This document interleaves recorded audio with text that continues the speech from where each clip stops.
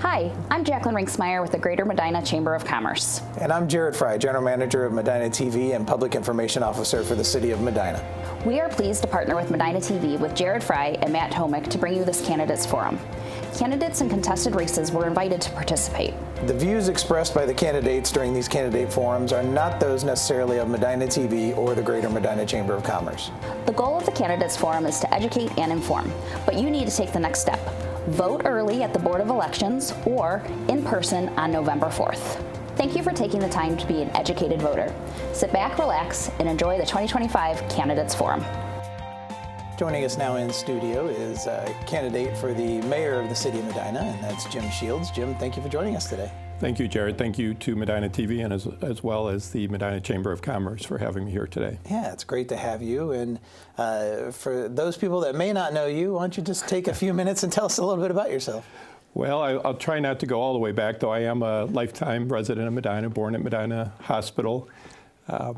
Grew up here, went to elementary, middle school, high school, Medina City Schools. After high school, I attended Miami University in Oxford, Ohio, majored in political science and a minor in history. I kind of always had it in my mind from an early age that I wanted to be an attorney. So then went to law school at the University of Akron, finished law school and came back here to Medina. First worked at Old Phoenix National Bank at the time, which is now Huntington Bank. Worked in the trust department and dealt with retirement planning, investments, and probate work and trust work. And after a certain number of years, they actually the school district came and rented some space from the bank, and we were having a conversation. I was the only person at the bank that day to show them the space, and the administration of the Medina City Schools at that time said, "Hey, we have an idea we want to run by you. We would like to start a human resources department, and we think with your years of service to the community here and knowing so many people in the school district and having your law degree, you would make a great HR director. What would you think about coming to work for the schools?" And thought about it for a while, and I thought, boy, what a great way to give back, and especially for the district where I went to and had so much connection to. I ended up then working as the HR director, and I'm in that role now 25 years later. Now, one of the big things, a longtime member of City Council, what made you decide to put your hat in the well, first, thank you for putting your hat in the political arena. It takes a lot of courage for people to do that, so we appreciate that. But what made you decide to put it in for the office of mayor? Well, I'll tell you, it's interesting because I've had some people say, "Are you sure you want to do this?" And I've had other people say, "Oh, he's doing it because other people are making him do this." And it's like, I'll tell you, nobody would ever do this unless their heart was in it and they had a desire to do this, because it's a full-time job. I've really learned that running for this position is given me a whole new respect for how much time and effort it takes to run for a position at this level. But I think my entire life has been about service to this community. I feel very blessed and lucky to have grown up here. I've tried to be involved at every chance I had with so many different organizations. I think there's over 20 different civic clubs and associations and just different community entities that I've had a connection with for over 30 years here. And so I've always been about giving back. I feel very blessed that I grew up here. I want to give back. I want to do my part. I also am one of those people that I do not like when people will complain about issues. I'm always thinking, don't complain, get involved and do something about it. So put my, where my mouth is, put my money where my mouth is, and decided, okay, I want to get on council. I've been on council 24 years, and this is kind of the ultimate position of service to the community and to the city of Medina is the mayor's job. So that's kind of what made me think about it and want to do it. But I think what really was the tipping point for me was the number of people who would say to me, whether it be a small business owner or a resident, when they knew that Dennis Hanwell wasn't going to run after 16 years, people started saying to me, "Jim, you'd make a great mayor, you ought to do that." And that was very humbling to me. But it also kind of just reassured me that, you know what, I've had this thought, I'd like to do it. Other people see me in this role. I'm all about service. I'm all about stepping up and taking a leadership position and doing what's best for the community. So that's what made me decide. Once I knew for sure Dennis wasn't going to run, because I will say, I'll be the first to say, I wish he would run for a couple more terms. Things have been really good under his leadership. I want to make sure that I continue that. And that's probably was the ultimate compliment when the mayor approached me and said, I think you're the guy. I think I'd like to have you follow me in this position to keep us on the same trajectory that we've been on these last 16 years. So all of those reasons came together and confirmed for me this was the path I wanted to take and run for Mayor of Medina. Again, speaking with Jim Shields, candidate for the mayor for the city of Medina. And, you know, with the mayor's role comes some tough decisions and some of the issues that come up with people a lot. And first and foremost right now seems to be the deer population. What are your thoughts in regards to that? You know, it has been the number one issue that people have talked to me about. Like, I want to talk about our low income tax or our increased tax revenues or all the business growth that we've had in Medina, but they're like, what are you going to do about the deer? Just tell me you're going to do something about the deer. So it is a tough situation because there's also, you know, 40% of the voters out there, when we put it to a vote, they are not in favor of culling the herd and they don't want to see deer injured, but the majority of people are just at the point where they want us to do something and we can't do it fast enough. I'm learning too. You know, we've tried to incrementally follow the suggestions of the Ohio Department of Natural Resources. I can't say enough about the administration, the Parks and Rec Department, the Police Department, trying to keep things safe, kind of work the process. But we're going to have to probably step it up to another level here. The bow hunting itself, you know, when you have 18 deer taken out by bow hunters, about 132 in the last year taken out by cars, it tells you that we've got a serious issue. It's also a dangerous issue for our residents. And I know from my own self, I have somebody who has 10 acres of land out in Medina Township. They don't see any deer anymore. I'm sitting on my back patio in the city of Medina. 14 deer in my backyard is not unusual. I look like I have an animal or several animals in my backyards when you try to mow the lawn and you step in everything. And we've had issues even at our schools where parents concerned about ticks and Lyme disease, and because there's just so many deer even at all of our public spaces. So we are going to have to take it up to another level. We'll have to probably bring in snipers that will reduce the herd. I think we can do it very safely. That's always going to be the priority, to do it safely. This next increment is to take away any fees or any thing that stands in the way, obstacles to get more bow hunters to do it. But I think it's too little, too late, because we're so behind on it, and the numbers continue to increase. We're going to have to figure out some controlled hunts and use snipers as opposed to just bow hunting. Another topic that comes up is economic development, and one of those areas, especially around the square, with the new hotel going in. I guess a two-part question is how do you help that? How do you think that'll help existing business, and how do you think it'll help new business? Sure. I think the hotel is exciting because we have so many people that visit here just for the day. But I think if they had the opportunity to come and spend a couple days, we now have an option right downtown. I mean, what could be better than spending the night here, being able to walk to our restaurants, shop at our stores, visit the Irood Candle Company, you know, maybe do a tour over at Castle Knoll. There's so many great things you can do in this area. And a lot of times people just come for the day and then leave. But the other issue other reason I'm so excited about the hotel is the number of weddings and events we have up on the square. You know, people always ask us, so is there somewhere that we could stay? And you have to send them back out to 18 and 71, which is in the township. Now we're going to have a place to truly make this a destination where people can stay a couple days. So I'm very excited for the hotel. I know anytime change comes in the city, it's uneasy for people, and I know they're worried about traffic, but I feel like, you know, we've put a lot of time and effort into planning this hotel. There's a good plan in place for the parking lot on South Elmwood that's going to be expanded. It's going to still be owned by the city, but it's going to be improved by the hotel group. We're going to share some spaces there. I really do think that it will not be as bad as people think. And I always say, you know, just give it some time. I'll give you an example. Over the years as a council member, nobody wanted handles. I'll never forget this, how many people were against handles. If you drive by there now, it's one of the most popular places in Medina. I think once people see it and it doesn't have the impact, it's not quite as bad as people think it's going to be, people buy into it, and it's another amenity we're glad to have in Medina. And that's how I think it will be for the hotel, too. Now, one of the caveats with that, though, is with the hotel or just development around the square area or events that happen on the square area, a lot of the questions that comes up for the public now is just safety concerns regarding pedestrians. Sure. What are your thoughts there? And obviously, I think it is a lot of events, but it's also as much, I think, people not paying attention. I'm up on the square a lot. I walk on the square a lot. I spend a lot of time up there. I'm amazed how many people that are drivers are not paying attention.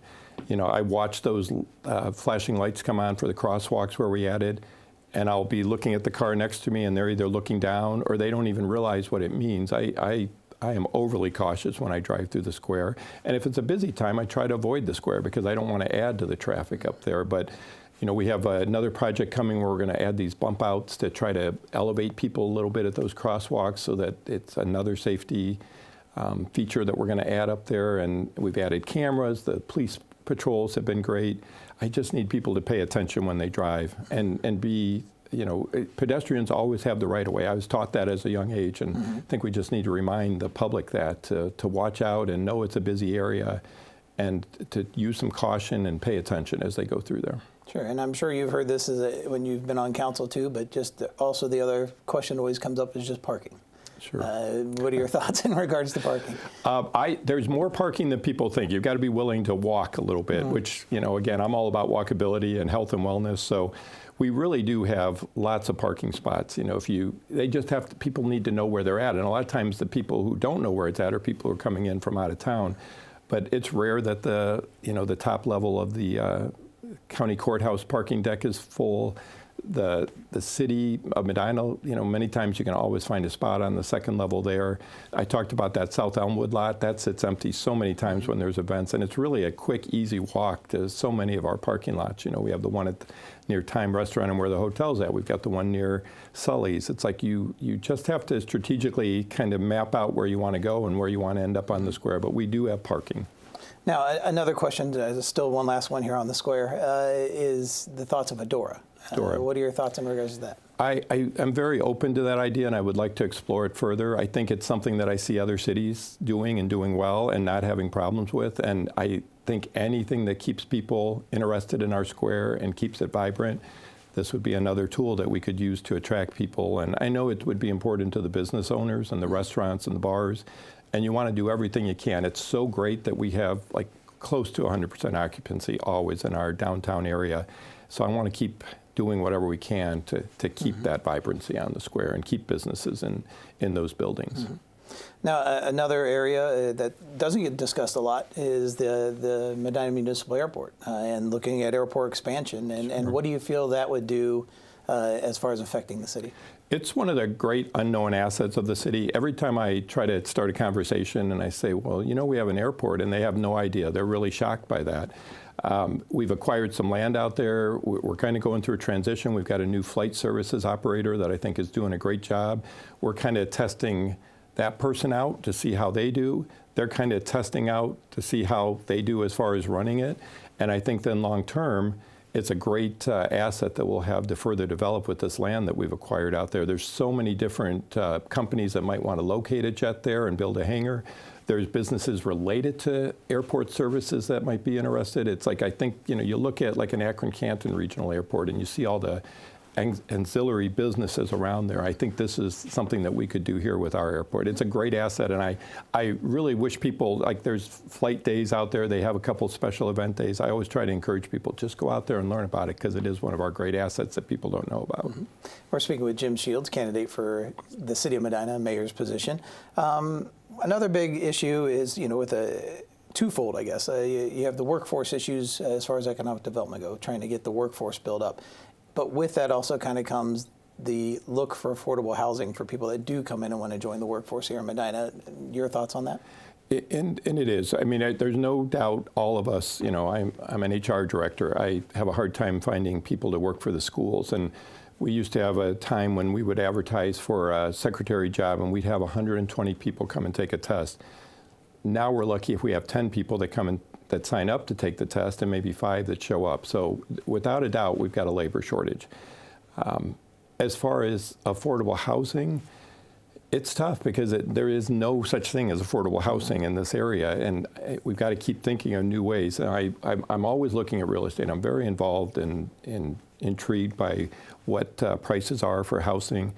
I saw a home the other day for $50,000 that had been redone, and it was a mobile home, but it was really in great shape. And I thought, you know what, maybe this is something we need to explore more, because I don't know how else you're going to build something in this day and age that's affordable to provide affordable housing for people. But we want to keep looking for different ways and not make it so expensive to live here that then we don't have a workforce to, fill our factories and our other jobs here in the city.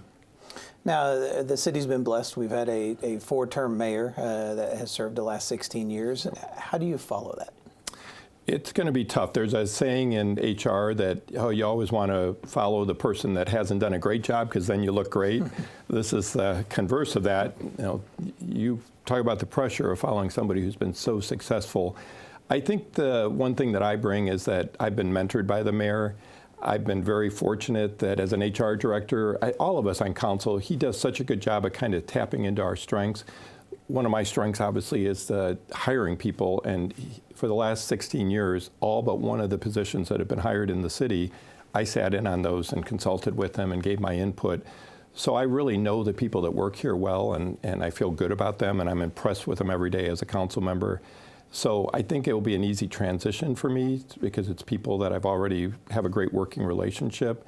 But I more than anything, I want to continue what he's done. I want to be like Mayor Hanwell because he's had such great success, and we are the envy of Northeast Ohio. I cannot tell you how many people I meet, and they're like, oh, I love your city. What a great place. You guys seem to do everything right.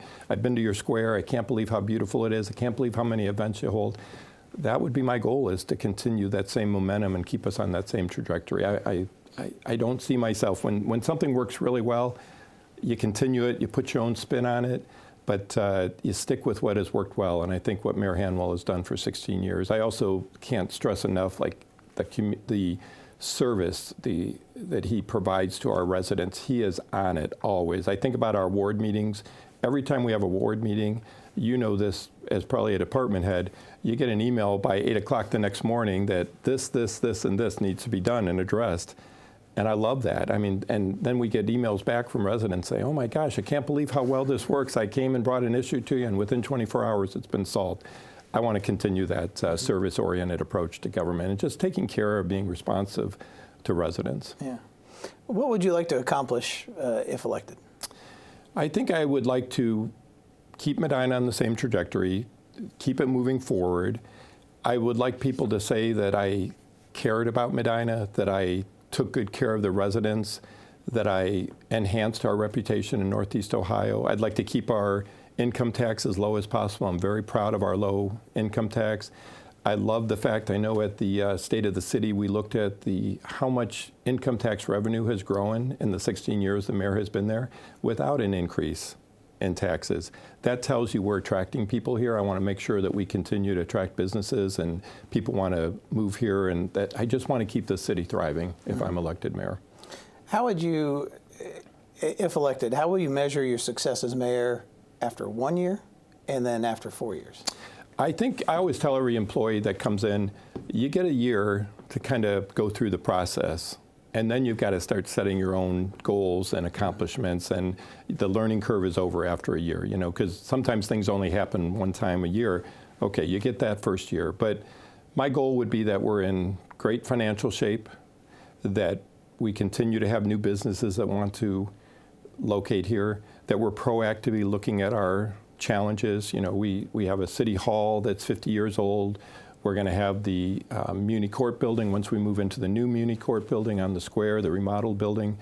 We've got to look at our facilities. We've got to always keep improving and asking ourselves, how can we do better? That's what everybody should be doing as far as measuring their success is, are we improving? Are we getting better? And no matter, you're never good enough. That's the approach you should take, and that's the approach I would take as mayor.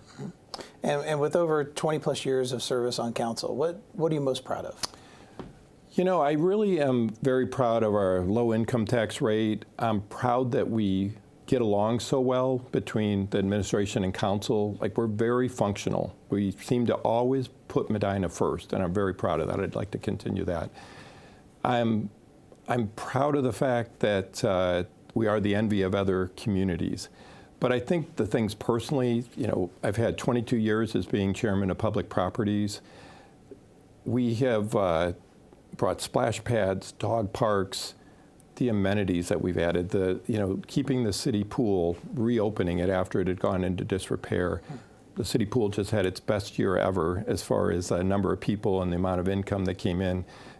It's just never forgetting that we want to take care of the people who live here. And I am very conservative financially, but not to the point where we don't spend money to enhance life for our residents. Like, quality of life is very important to me.